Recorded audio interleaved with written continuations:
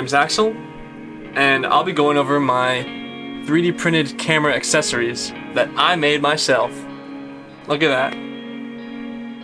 Yeah, guys, I'm kind of a nerd, obviously.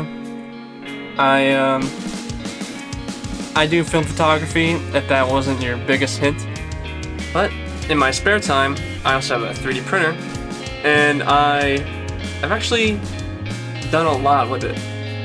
3D printers have come a long way, and they're definitely a growing industry.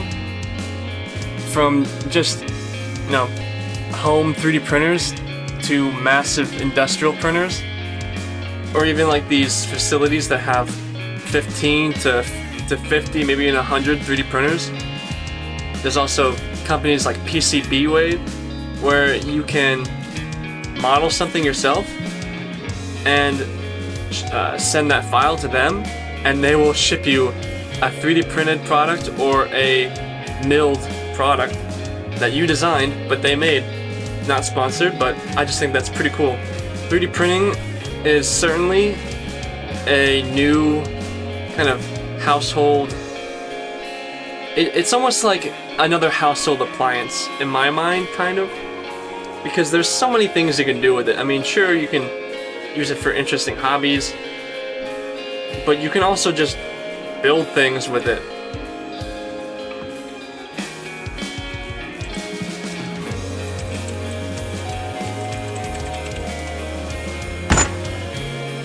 I've made trays for screws and other kind of things. All these kinds of random but really useful prints. One thing I use daily, not this one but a different one, are these little carabiners. They're literally 3D printed plastic, but into a carabiner. I use one for my keys every day. Wouldn't recommend climbing on one, but they work. So what I use a lot actually for my photography are the camera accessories.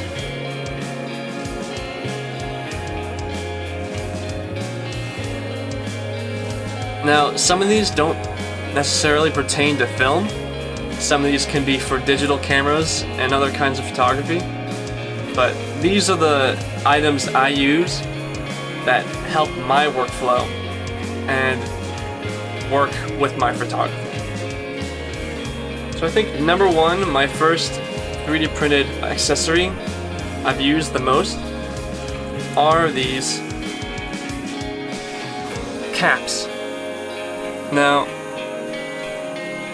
first I printed my Nikon F-mount camera body cap, and that literally screws in perfectly into any kind of F-mount body. So I've used this on my F3, and I've also used this on my D7100 that I'm filming on. Like I said, it works for any kind of F-mount camera, but I'm sure there are plenty of different camera mounts that people have designed caps for. Like, there's probably a lot of Canon EOS caps and all sorts of camera body caps, as well as lens caps. I haven't printed a front lens cap because most of these kind of require like a spring, but I have made rear lens assembly caps that screw on there perfectly. Keeps the dust out just like an ordinary lens cap. Printing those made it a lot easier for me than just going on eBay and searching one and paying, I don't know, maybe $5 to $10 for something like that. Maybe combined, maybe $10, $15. When I could just go online, find a file, download it, slice it, and then upload it to my 3D printer and have it print. Yeah, it requires the $300 plus investment for a 3D printer, but once you have that, the sky's the limit on what you're printing. The next thing I've used for my photography, which mostly pertains to film, are these scanning film holders. This is the first one I printed, which works okay for 35mm film. Comes in two pieces. You're supposed to really glue them, I never had the time to. And this is what allows your film to stay flat and level while you're scanning the film on a light table. And since I made that, I actually upgraded to this new system, which kind of like is almost like a Veloy copy, but I'm not gonna say that because it's a pretty solid system where it uses this base and two kinds of mounts. One for 35mm film. The file actually uses these magnets that slide in here, but I haven't had a chance to. But normally, if you follow their directions, you would actually put magnets which would clamp perfectly, and then you put that in the base, which allows you to put your film in there. But also, you can use these 120 adapters that hook on there perfectly, and then put your film in there. Works perfectly for scanning. I've used both the 35 and the 120, and it works like a charm. I'm actually really stoked that I have this, because earlier I was literally just holding my film as flat as I could, like on the light table, which didn't really work as well. That's how I evolved through scanning. The next item has been a big help for my YouTube channel. It's actually a tripod phone clamp. This allows you to take your favorite tripod with the adapter that screws onto your camera, to screw it onto this guy, and then you take your phone, you put it in here like a vise, and you just clamp your phone in. This works perfect for videos, but it doesn't even have to be. It could be perfect for really still phone camera photography, or maybe you want to get into a group photo with your friends, so you snap this on your tripod. Really cool system. Really well made, and it allows you to just put your phone in there and put it on your tripod. I've also seen other prints that makes a mini tripod that actually screws into this, so you can have a mini tripod for your phone. Like I said, there's no limits with 3D printers. Then lastly, the newest print I made, which I'm going to do a video on sometime, are these 35 to 120 film adapters. These little guys are put into the holes in the 35mm canister, which allows it to fit into a 120 back, so you can take panoramic sprocket hole 35mm shots.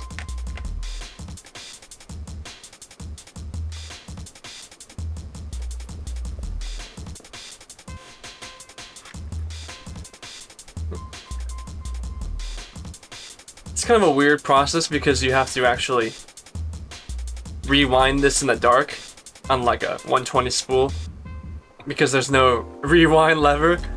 But being able to take panoramas on 35 without having to pay $5,000, maybe $10,000 on a Hasselblad X-Pan is a lot better in my book. I would love to have an X-Pan, but I don't want to spend a cheap Honda Civic's worth for a camera that'll probably die in 20 years. I know there are plenty more 3D printed camera accessories, and if you have access to a 3D printer, I encourage you to go try it. I know a lot of local libraries have 3D printers, and you might have to pay, like, I don't know, a small fee to use their printer, but I think that's worth it if you can go and use it instead of paying for something online. There's plenty of instances where it's just much cheaper to print it up yourself than to actually buy the OEM product, right?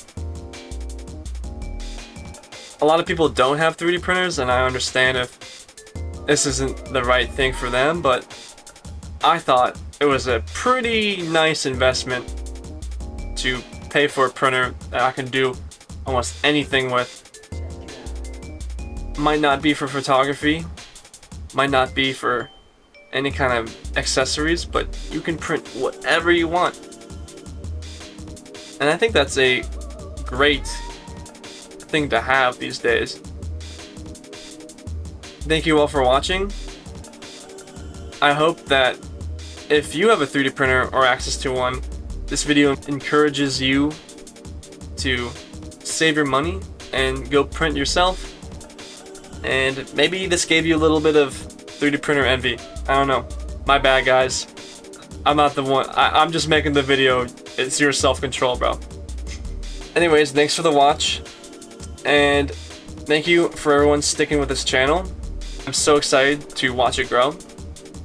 And I'm grateful for everything. Thanks, everyone. Peace.